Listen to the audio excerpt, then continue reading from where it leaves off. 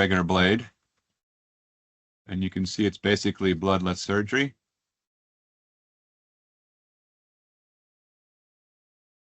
And I cauterize a few little things. And I'll raise some anterior and posterior flaps. This is a patient's actually awake.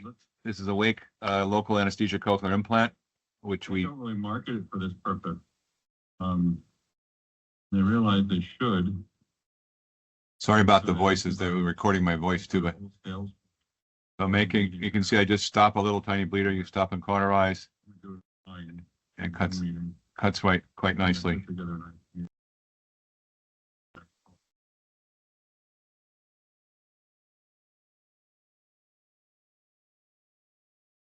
Now I'm just raising those anterior and posterior flaps quite nicely. And if you just use a regular blade, that would be quite bloody. You would have to stop and bipolar along the way. But you can see I just touched the tip to it. I haven't even hit the supercharger yet.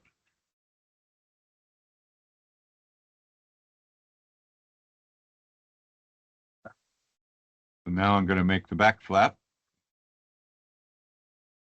So with the older blades, this is where if that blade were to touch that skin in front of me, I might make a burn, but that doesn't happen with the newer blades, which is quite a nice addition,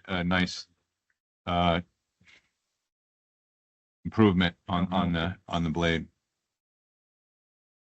Sorry.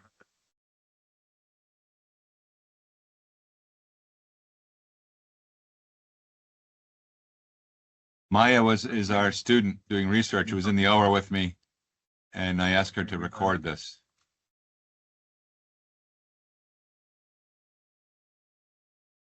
And then this is just using it later. I'm just showing the on-off switch. So now it's in the on position. Forward would be off. And that's the red thing to cauterize maybe a slightly larger vessel. So there I'm cauterizing with it. You can hear it makes a noise when it's. Now I'm cutting through the mastoid periosteum right down to bone, which it does quite nicely. Also bloodless. Her gray bone. She had acne and she took tetracycline.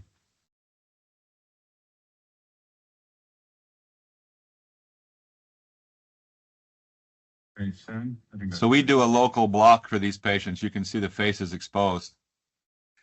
So anyway, that's basically the use of the Schall scalpel and a cochlear implant, making the incisions, cauterizing, and you can see it's bloodless and it's moves along quite quickly.